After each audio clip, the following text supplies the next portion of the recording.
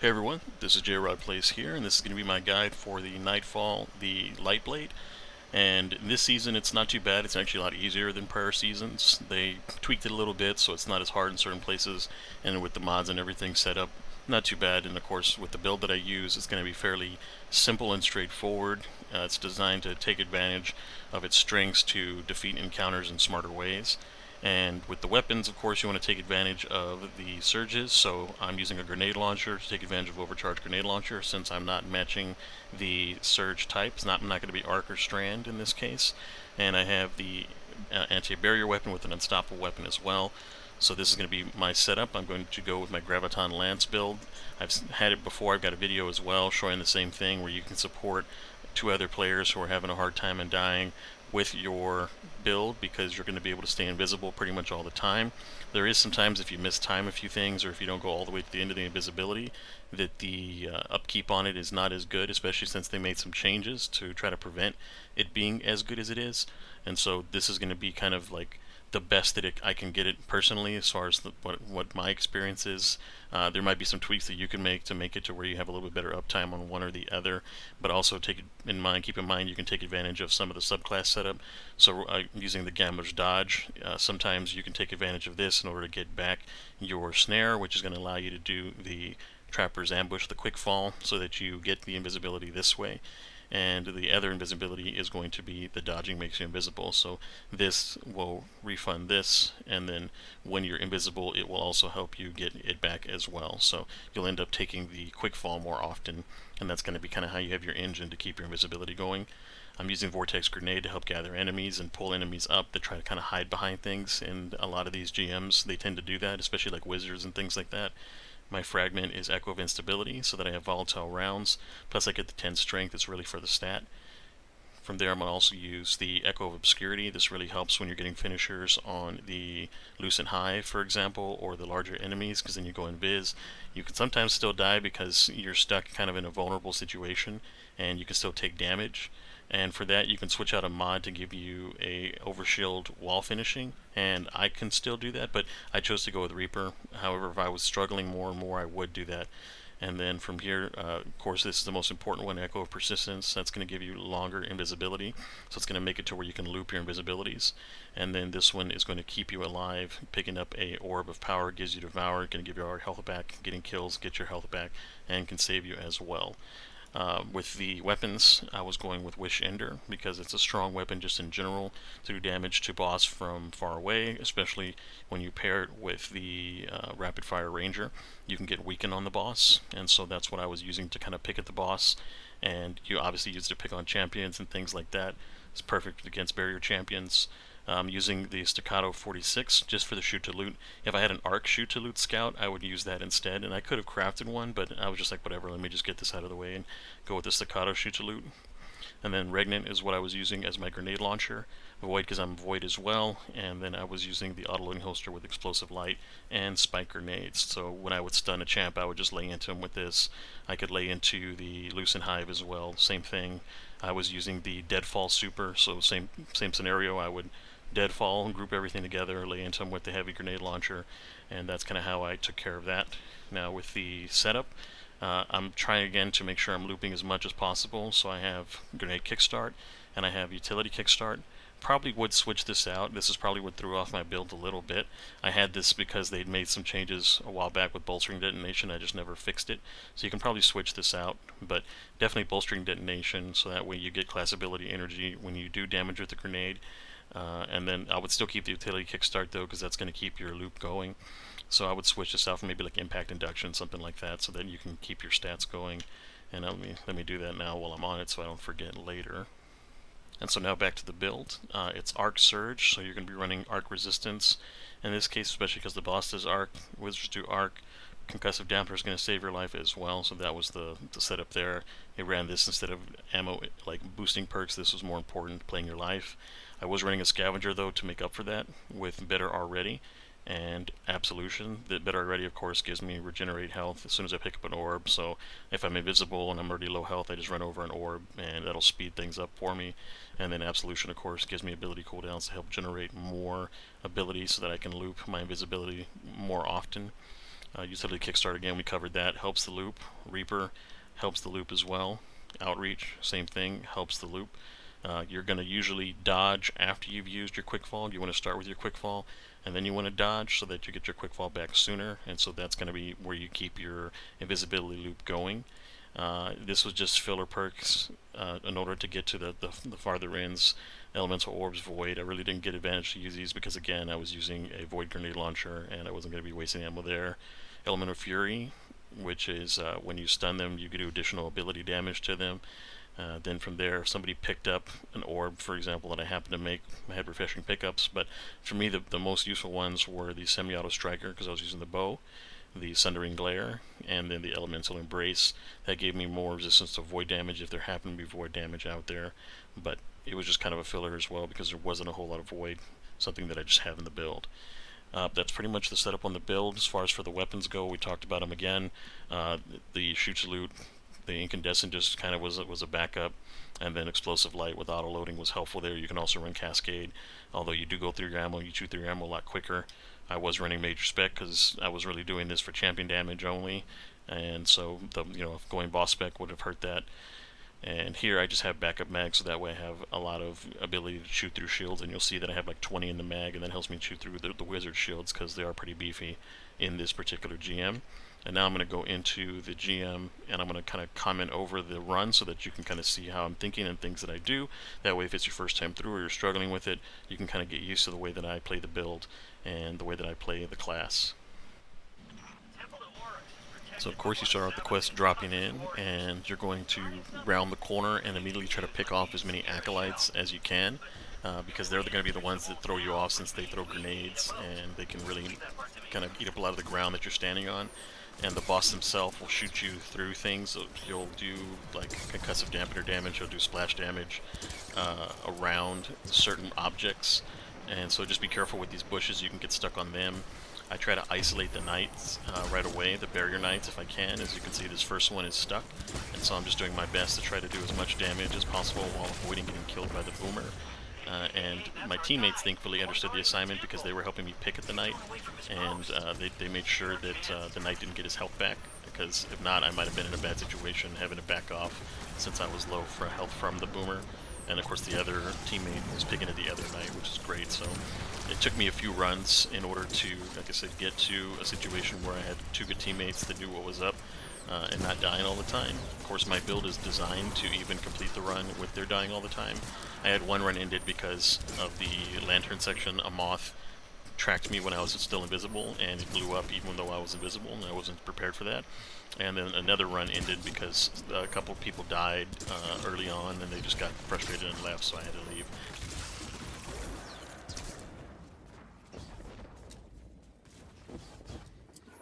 And so from here I'm going to be working on the knights, and trying to make sure that we clear up all the acolytes. And it's pretty straightforward. If you're new to the encounter, the boss, you pick at the boss, and after a certain health goes away, he disappears.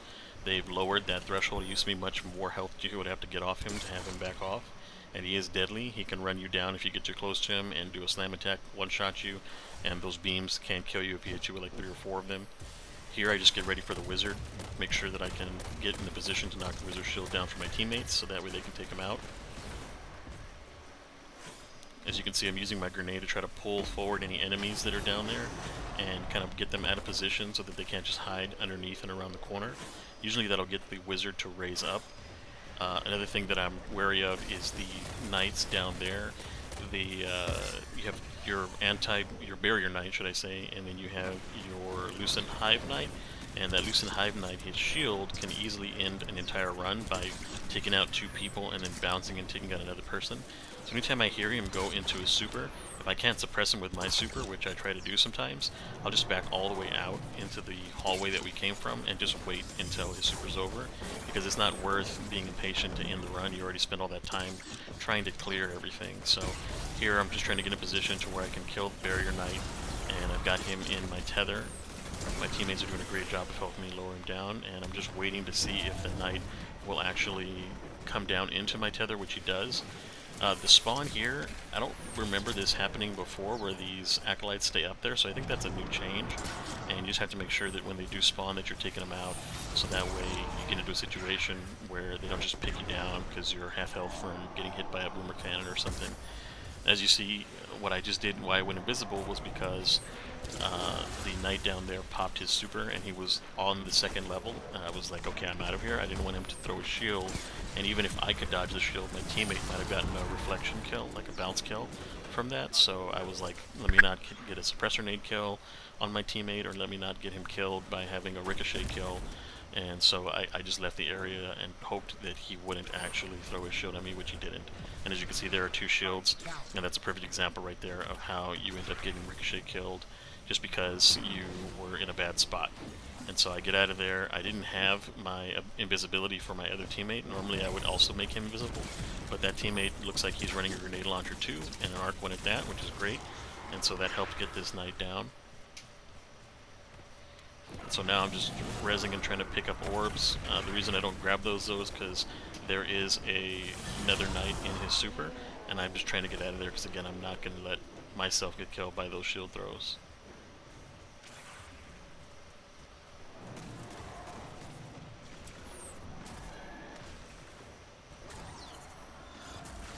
So now that everything's clear, now it's time to take out the knight down here. I can shoot through his shield with my Wish Ender with a full draw. So even though he gets his shield up, I can still pop him through it. And I get in there and I stop him popping his super and get the kill. Also, I have full heavy, which is great. That's also a nice thing to run to the next section with full heavy.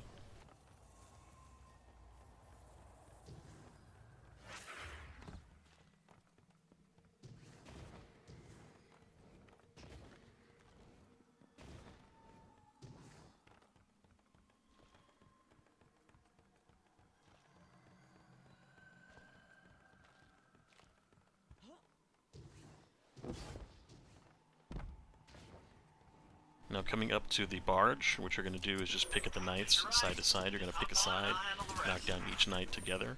Sometimes people will split up, so you just have to help which of the two of your teammates that you think is going to be a little faster at killing their knight.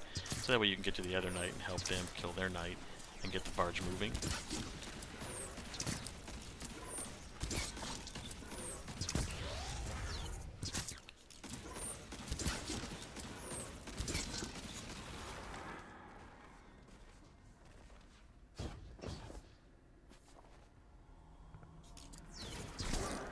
Now once I get on the barge, and you can also do that before you jump down, you're going to want to try to pre-fire these guys that are down there before the barge starts moving. So you can do that from the sides without starting the barge, or you can do it while you're on the barge. I'm quick with my shots, so I didn't mind being on the barge because I think I was able to take out most of the acolytes around before the first Shrieker even got open.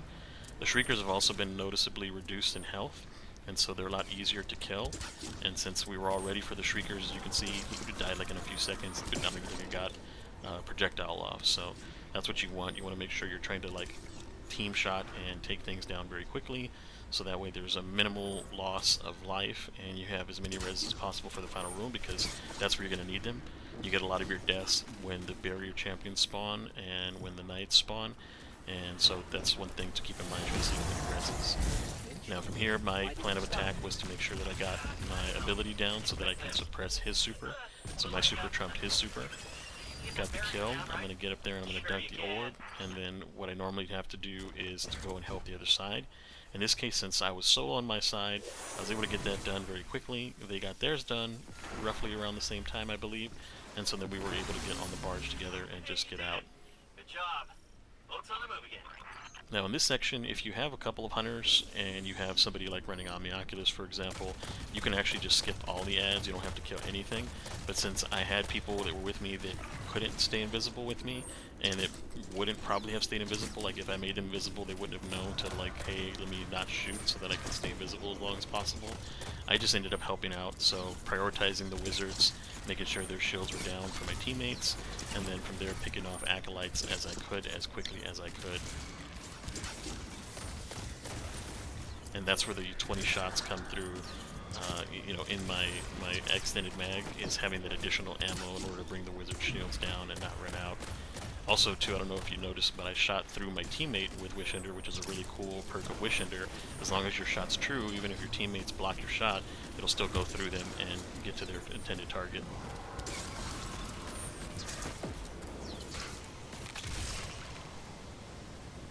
And so this next section is pretty straightforward. There's not a whole lot to say. You're just going to drop all of your abilities. You're going to make sure that you're not standing still. You know, you can jump to the sides. You don't actually have to stay on the barge. You can jump to where the enemies spawn from and surprise them as they spawn out. I don't have a whole lot of ad clearing abilities or anything like that, so what I would do is I would just drop my grenade, and then the next thing I would drop my smoke, and then just try to pick everybody off. Fortunately, the Thrall are having to deal with the Warlock popped, and since I have Incandescent and I'm getting solo kills, that may be helping the Warlock depending on his build, so that was one thing that I thought was great. In this case, I'm also going to let my teammates know, hey, I'm running through, and they're going to be like, okay, no problem, and they're going to know to stay together, take it slow, and go along the right side of the arena. And as long as you do that, if you're the other two while you're waiting on your hunter to run ahead and invisible all the way to the end, you'll be able to survive. So you basically stay back, you kill everything, and then you slowly move, which, by the way, they almost got me killed by shooting at that screed that was right there. And they can stay to the right side and stay with the 10-second darkness. It doesn't matter, they can just crawl themselves all the way through to the right. They can also stay back there in the front and keep killing stuff as it comes to them too if it's easier. But one thing that I decided to do this time around, since it happened to be the first time, where whenever I'd pop my invisibility and come out of one invisibility to go into the other, somehow the moths were still able to lock on and track me. I actually moved over and I slid over to the right side as you see me here. That way when I'm doing my quick fall and I have that small moment where I come out of invisibility and I go over to the right, then in this case I won't be tracked by the moths. So I'm just doing everything I can. It's a weird route, I know, but I'm doing everything I can in order to avoid the moths and not have to deal with the moths going forward. And by the way, they still track you while you're invisible. So like if I got tracked while I was out of invisibility and then went invisible, that's not going to lose them. They're still going to want to come at me. And so here I'm trying to be very careful. As you can see, they've activated, and I'm trying to do my best to like just get far away from them so that they can't run me down.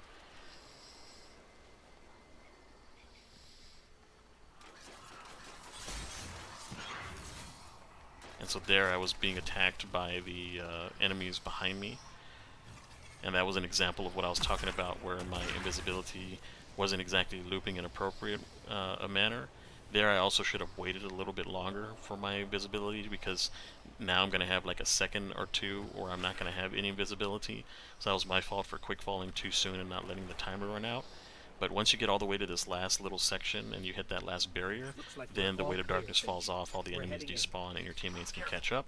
And so if you're confident, you can move up like me and start killing all the enemies in the front. Those enemies are going to be like the one unstoppable ogre and a ton of the Ravagers or Stalkers. I forget the actual specific name for them, but the ones that, Ravagers, they run at you with the sensors that are either fire, in this case they're stasis.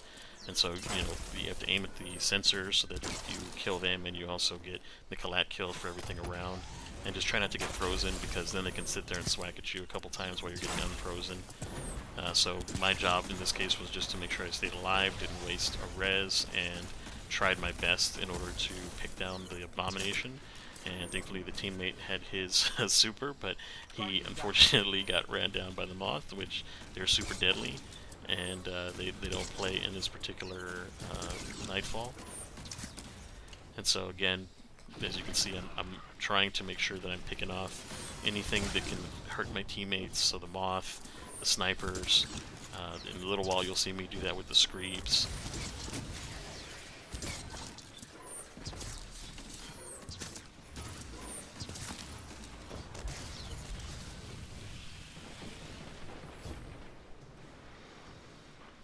And so in this room again, watch for the Screeves to hop up.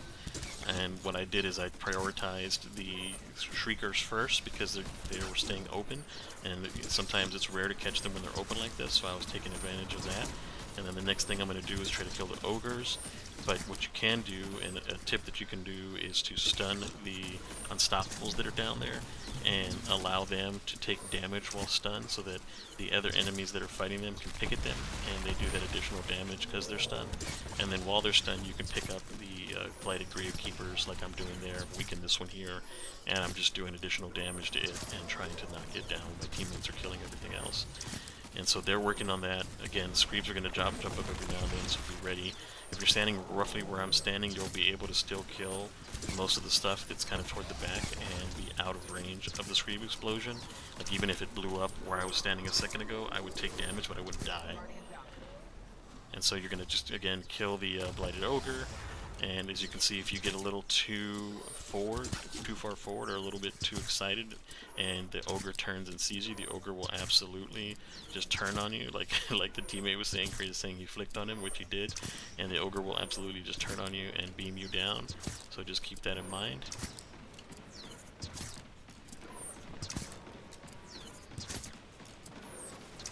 And that's that. So now what you're going to do is you're going to move up together. Grab ammo down there if you need it. As you can see, I'm full on heavy, and there's no additional ammo because I'm running double primary.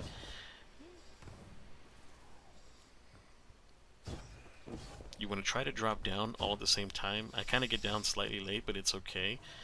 You want to make sure that you're dropping down at the same time, waiting for each other, because when you get down to the bottom, it's going to activate the boss's kind of death field. You can't stand in this area for too long in that kind of that green tornado, and or the looks like kind of like almost like a bonfire. And the reason I shot my super here early is because it's going to first kind of stun the boss a little bit, so where he's not going to immediately go out there on the attack. It's also going to grab some stuff as it jumps up and mark those things as well. But the orbs that continually fall every section are designed to give you a super every time you have that transition. And so there's no point in holding on to your super if it's something that you can like place early, like my super. I can just run down there and grab all those orbs and I'll have my super again. And so instead of collecting orbs, though, what I'm trying to do is to keep my teammates alive. I'm actually pretty decent at kiting the boss. Fortunately, I couldn't keep my teammate alive, as you can see. That's why I was trying to keep the boss's attention. And the reason why you want to kite the boss is for this exact reason, is that he can just easily beam down people on both sides. As you can see, he killed both people, and thankfully he didn't slam my teammate, because that might have also killed me, so we got a little bit lucky there. But you try to avoid him running around free, and if you can get him to chase you into the center, and then every time he comes at you, you're jumping to the other platform, that's going to kind of stun lock him, per se. I mean, he's obviously not stunned because he can move, but he's not going to be firing his beam, and he's going to just be focusing on you, trying to get into the middle platform to slam you. And when doing that, if he comes to you, you then drop down, and then whenever he comes up, you jump across, and then if he's at the top, you can drop down, and he'll drop down. So that's kind of how you force him to juggle, basically. And here he's going to do it right now, and you're going to get an example.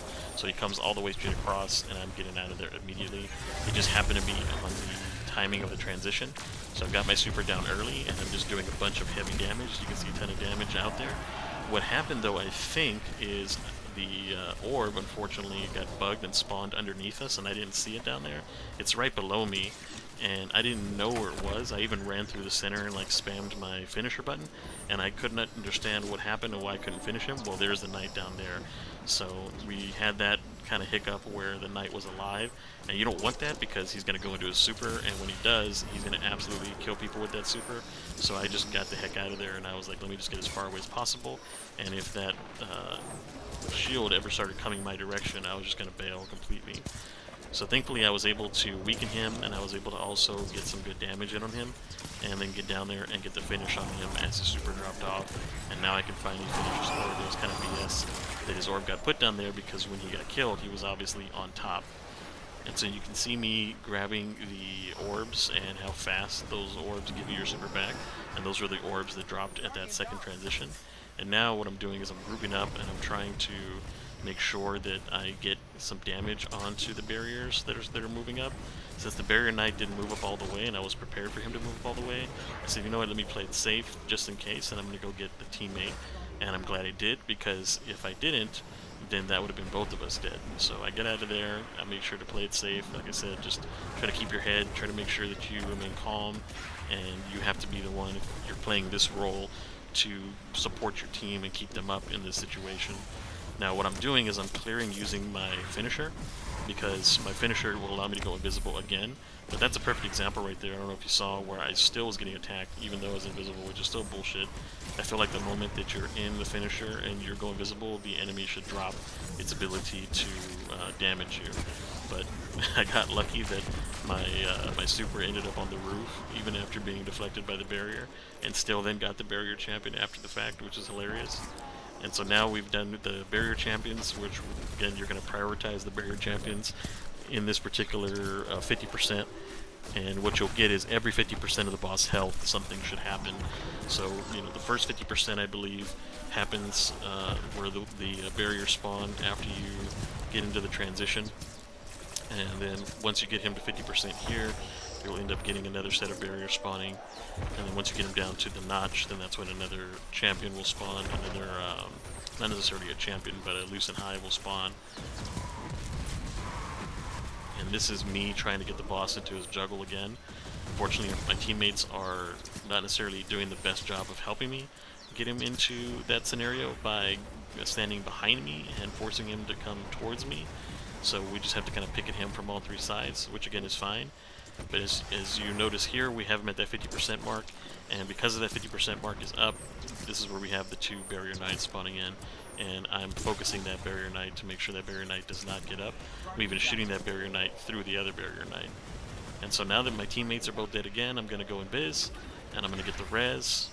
Normally I would get those kills, but since there was just so many ads there and the boss, I was like, no thanks, I'm getting out of here. And so I jumped down and I used, unfortunately, my teammate as bait. I think that could have gotten him killed, but it was better that I used that teammate as bait, gone and got the other res while the teammate was baiting, and then I could actually come back around and get the res again if needed. And so now that I've noticed my teammates are both alive, they're in a well, I'm like, okay, so it's going to be time for me to get over here and get the finish on this barrier knight, because I knew he was going to try to hide, and I got lucky that he didn't get the kill on me there, but I knew he was going to try to hide, and I got the finish that I was there to get, because the barrier knights always do that. I didn't expect them to go on the offensive though. And so one mistake that I made here is I burnt a lot of my ammo in this particular round, because I thought, alright, now that we've got him into his final third almost, it's going to be winning time. I completely forgot that there was another 50% mark group of enemies. I thought that we would just have only the knight in the middle plus the two sword knights that spawn when you're in the middle transition, and I was incorrect. I still have another set of champions. But here is a good example of how you juggle the boss. And so now the boss is down there and he's running free, and I'm trying to get his attention, and when he jumps up top, I'm just going to jump across, and the boss is just going to come right back at me. When the boss jumps down again, I'm going to jump across, and then he's going to come back down. And then all I do now is I just go invis so he can't slam me, and I jump across, and now the boss is in his final phase. Unfortunately, I did not have my super right away. I tried to use it, but it was too late. Everything kind of got too far. But I was able to at least get the finish, which is nice. That was a nice, you know, just kind of a happy accident that I was in there for the finish. The Lightblade Disciples went down really quickly too, so the teammates again understood the assignment. And now here I'm just using all my ammo like I talked about. I'm like, alright, it's winning time. Completely forgetting that, no, we have one more set of champions to deal with once we get him to his half health. Even though his head has already been popped, you know, the champions are coming.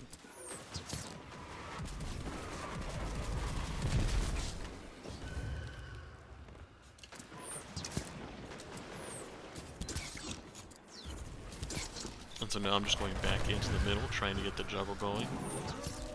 My teammate finally is doing kind of a good job of directing him towards me, and so this is what I'm doing now. I'm getting him to pay attention to me, and now the juggle is happening. This is the juggle that I was telling you about.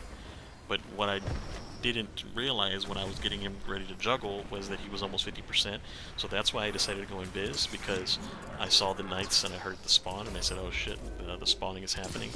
And so now I'm going to the barrier knights, and I'm taking out the barrier knights with what little ammo I had left.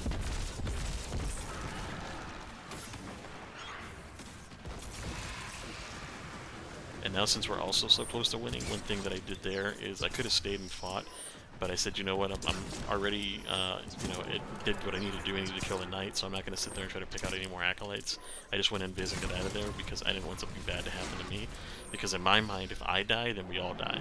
Because I guarantee you that me dying there would have put them in a position where they would have had to res me in a weird spot, and the boss would have ran up on them, and the boss would have definitely killed one or both of them, and then we wipe when we start over, only because I died, because it would have been my, not necessarily, right, I mean, they could also, clutch it up and get a res, but it would have been, in my mind, my fault, since I have the best toolkit to deal with this particular encounter, and to also support everybody else by getting reses. And so you see here, I get him up, and I actually have invisibility for him. And so I got the invisible off, that way the boss is still trying to attack Craze over there, and he was able to get away scot-free without getting a slam to the face and getting farmed. And so now that we've killed the 2 barrier champions in this particular round, we've killed all the ads, now it's winning time. And so now you just want to separate, you want to make sure you don't stand still. You want to just try to pick at the boss. If you can get the boss locked into another kind of juggle again, like Torka is doing there, or Torsia, you want to try to do the juggle. And what the boss ended up doing was just kind of jumping up and down on his side while shooting at us, which is perfectly fine. I knew that was it. GG's all around. I made sure to get my commendations out early so that way people don't leave, so I get my commendations out to them and hopefully get commendations back, because again, if you're not working on your commendations for the Guardian ranks, they are quite a bit still. Even though they lowered them, it's still like a slog, it's still a grind. I think it still needs to be cut in half again, but that's just my opinion. Other than that, thanks very much guys for watching. This is getting into the guide, and I'll see you guys in the next one.